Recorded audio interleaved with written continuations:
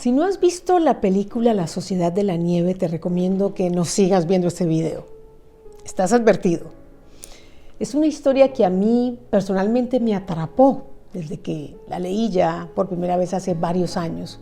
He seguido sus pormenores porque se han escrito libros, se han hecho películas y documentales y sus protagonistas han tenido la generosidad de compartir en diferentes entrevistas sus relatos y esta historia increíble que es verdaderamente estremecedora.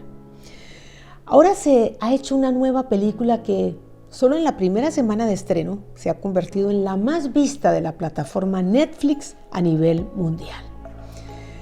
La Sociedad de la Nieve relata una de las más grandes hazañas de supervivencia que se haya registrado en la historia de la humanidad. Es una película que te conmueve hasta las lágrimas. Se trata de una hazaña monumental, basada en una historia real, que le muestra al mundo lo más poderoso y lo mejor del ser humano y del trabajo en equipo.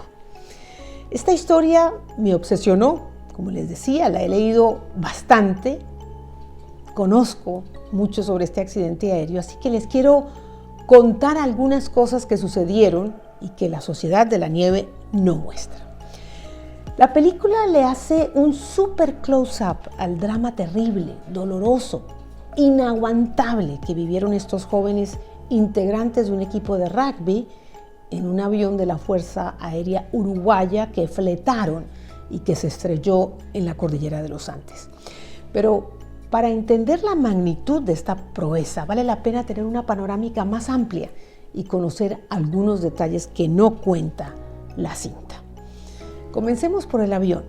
El avión era un Fairchild FH-227 con capacidad hasta de 56 pasajeros. Tenía un récord pésimo de seguridad. De los 80 aviones de ese tipo que se produjeron, 24 se accidentaron con un saldo de 393 muertos. El coronel Julio Ferradas era el piloto del avión, un coronel de la Fuerza Aérea que había hecho ya 29 cruces de los Andes. Acumulaba una experiencia de 5.200 horas de vuelo en su carrera como piloto. Para comenzar, el vuelo, que debía ser entre Montevideo y Santiago de Chile, tuvo que retrasarse un día por mal tiempo. Esto obligó a que el avión aterrizara en Mendoza y allí todos los pasajeros esperaron un día para reanudar su viaje hacia Santiago. Salieron el 12 de octubre de 1972 de Montevideo y al día siguiente, el viernes 13 de octubre, en ruta de Mendoza a Santiago, se estrellaron con la cordillera. Para evitar elevarse a una gran altitud para cruzar la frontera y evitar una mayor presión sobre el fuselaje del avión, el piloto decidió tomar una ruta más larga y cruzar la cordillera de los Andes por el llamado Paso del Planchón al sur de los Andes, al sur de la cordillera, para después girar a la derecha y dirigirse a Santiago, la capital chilena. Pero cometió un error de cálculo catastrófico y por ahora inexplicable.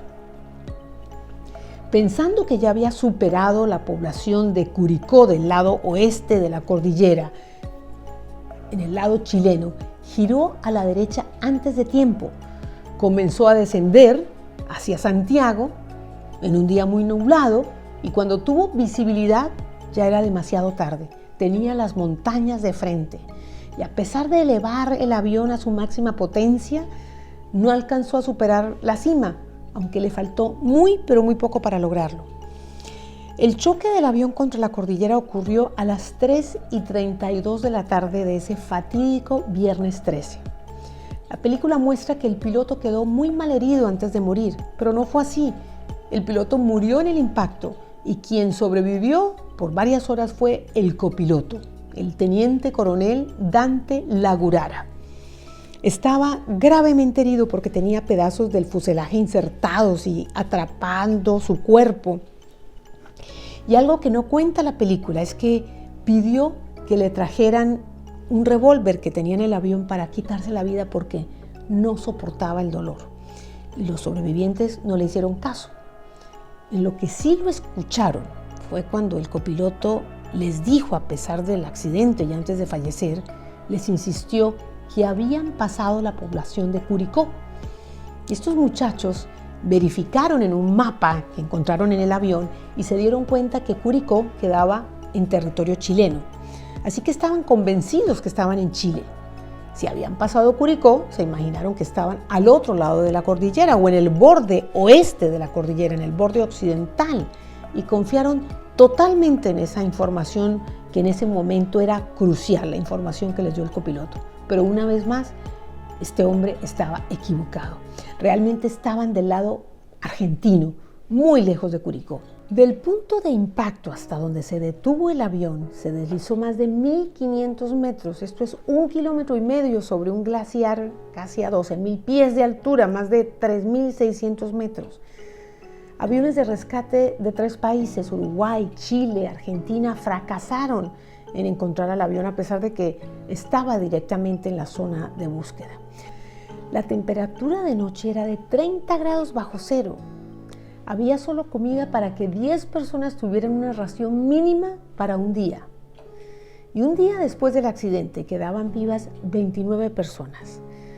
Los sobrevivientes solo tenían un destornillador, encontraron un hacha en el avión, también encontraron hojillas o cuchillas de afeitar, aguja, hilo, y se las arreglaron para cortar el plástico de las ventanillas del avión con el hacha para que estos pedazos se convirtieran en cuchillos y así poder comer. Roberto Canessa y Gustavo Cervino eran estudiantes de medicina en el momento en que esta tragedia ocurrió.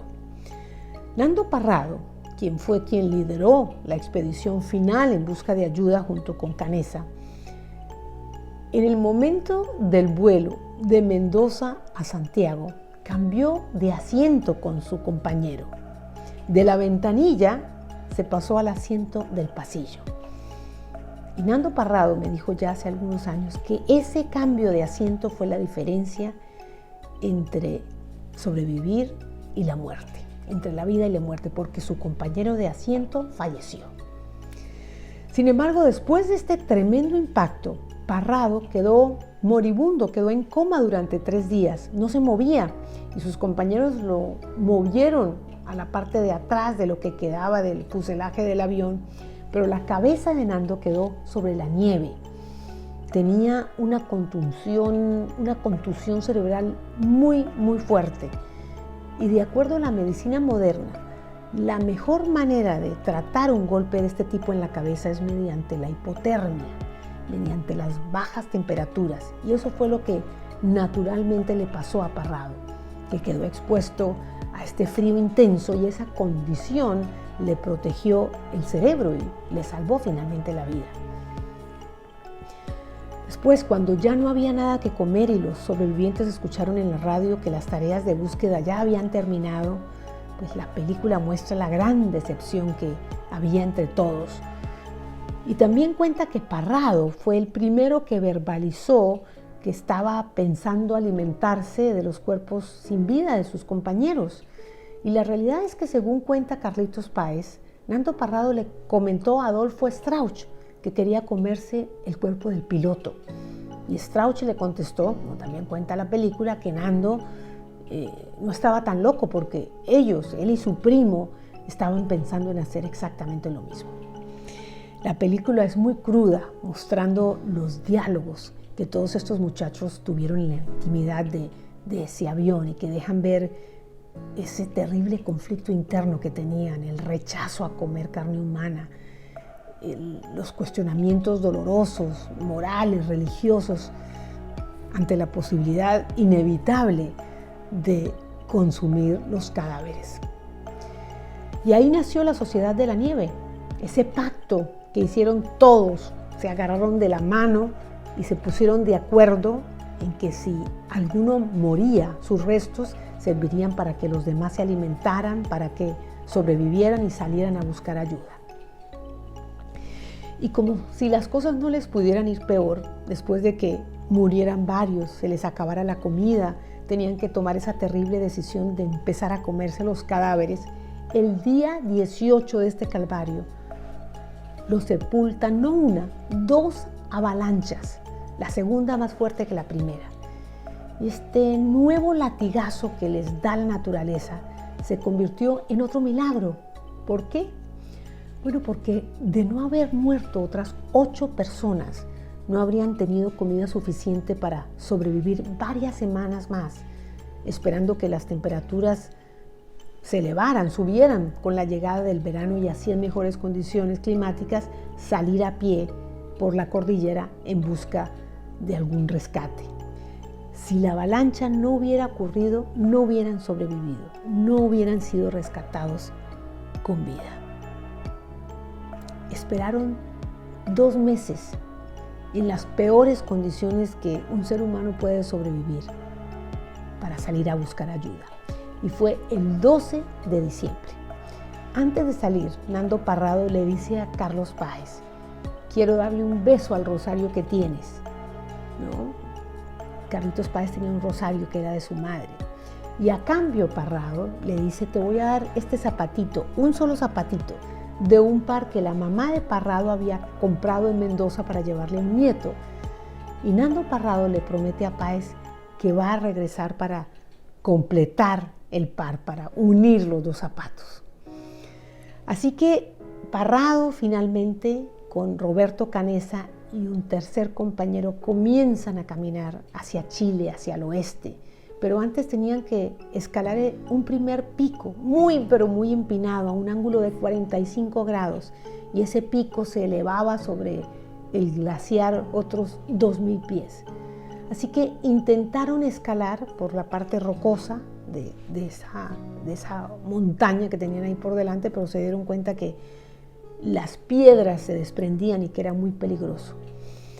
Así que les tomó 3 días caminar sobre la nieve hasta la primera montaña y escalarla. Y pensaban que lo podían hacer en un día, pero tardaron 3. Mientras tanto, los demás sobrevivientes, desde lo que quedaba del avión a más de 2 kilómetros de distancia, veían a sus 3 compañeros allá a lo lejos, en unos punticos muy chiquitos, tratando de llegar a la cima de la montaña, esperando que al llegar vieran lo que se soñaban que iba a ser un valle plano que los iba a conducir a la civilización, pero se encontraron con una inmensa sorpresa. Estos muchachos, que al final quedaron 2 porque el tercero se regresó, no llevaban ropa térmica, ni botas para nieve, ni crampones, ni hachas de hielo, ni mucho menos guantes, no llevaban cuerdas, no llevaban anclas. Todo lo que llevaban era improvisado para hacerle frente a una tarea titánica en las condiciones más difíciles.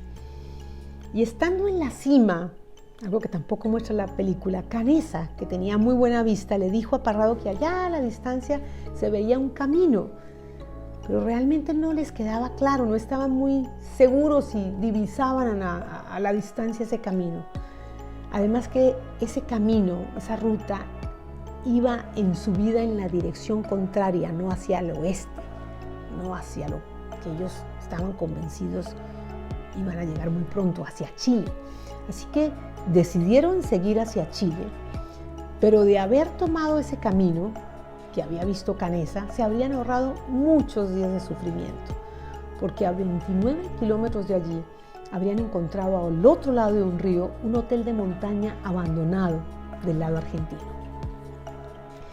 En todo el tiempo que caminaron, al pie de la cordillera, nunca construyeron un refugio.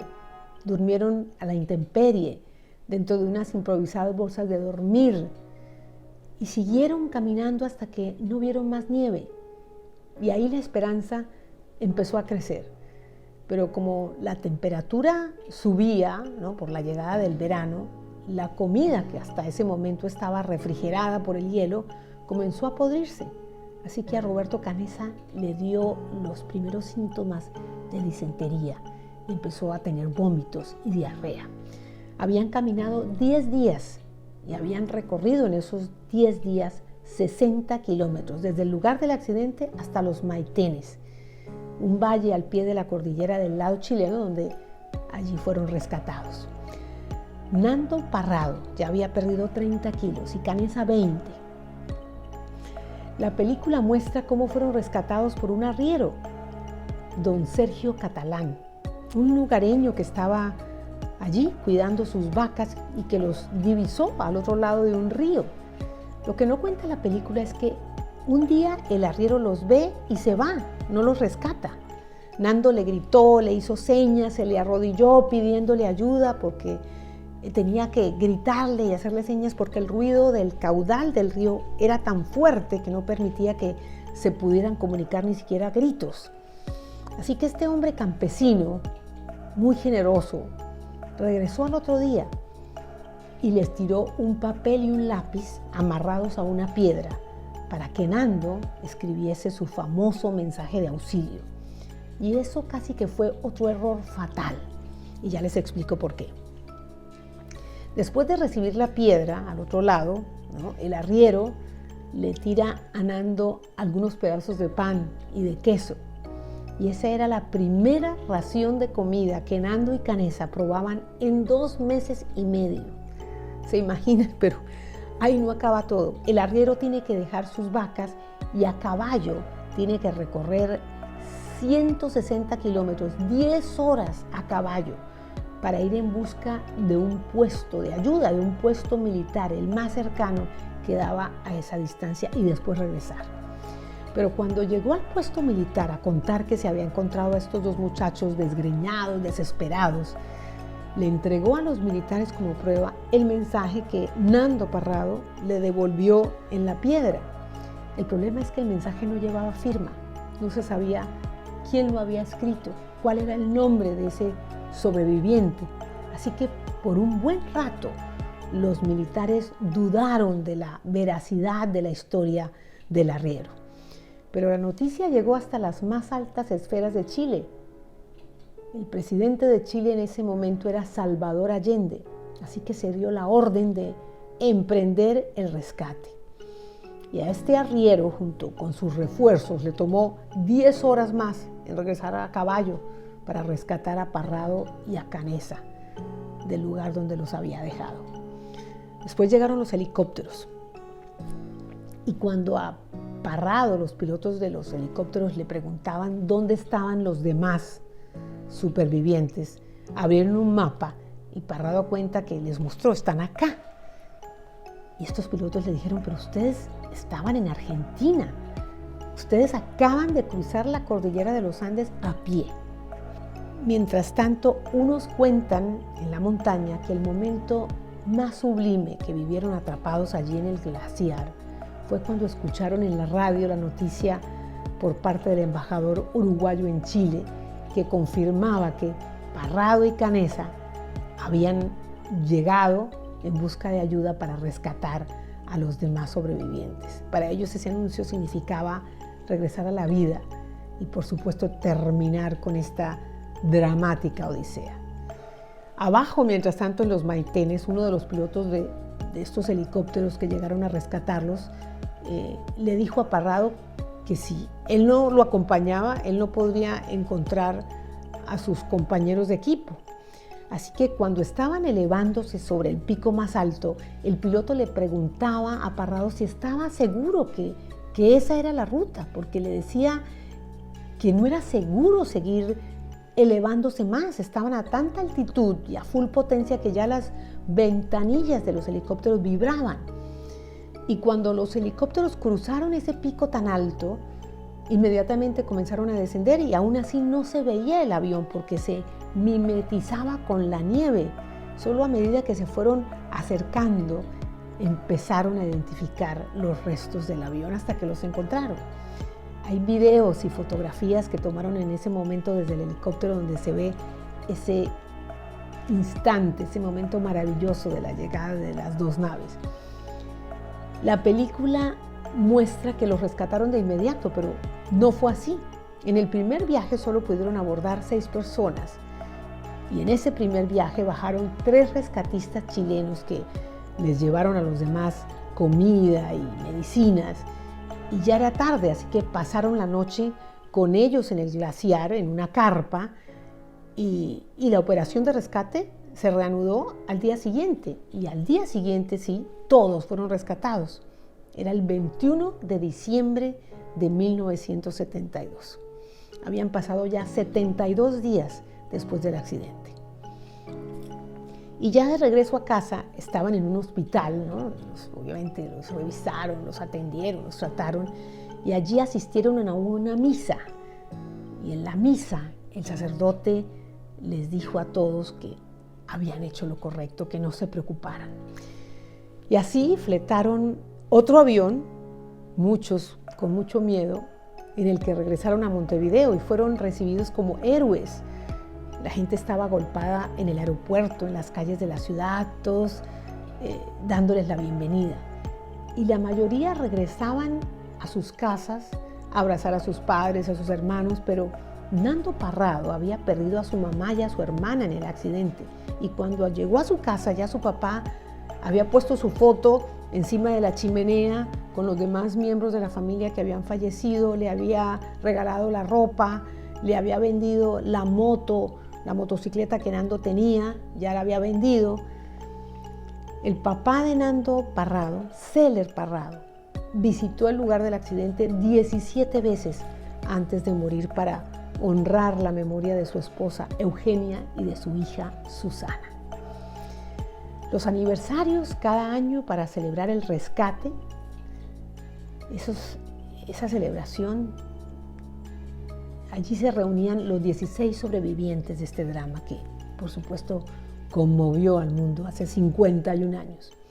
Solo que ya quedan 14 porque en julio de 2021 falleció José Luis Inciarte, tenía 75 años, y en 2015 había muerto Javier Metol a los 79 años. Y en varios aniversarios también subieron a la montaña para saludar a ese otro hombre que le salvó la vida, el arriero chileno, don Sergio Catalán, quien también falleció en febrero de 2020. Así que si no le hiciste caso a mi advertencia y no has visto la película, no dejes de verla, aunque evita verla antes de irte a dormir. Sin embargo, no dejarás de sacar importantes lecciones de vida. La película pareciera que te toma de la mano y te expone a las condiciones más miserables que enfrentan estos jóvenes, pero también a lo mejor que te pasa cuando vives el amor y tienes claro cuál es tu próximo propósito en la vida. Y si quieres saber qué pasó con lo que pasó en la tragedia de los Andes, no te puedes perder mi más reciente episodio. Entrevisto a Fernando Parrado y a Roberto Canessa. No saben el honor que fue conversar con ellos. Los espero.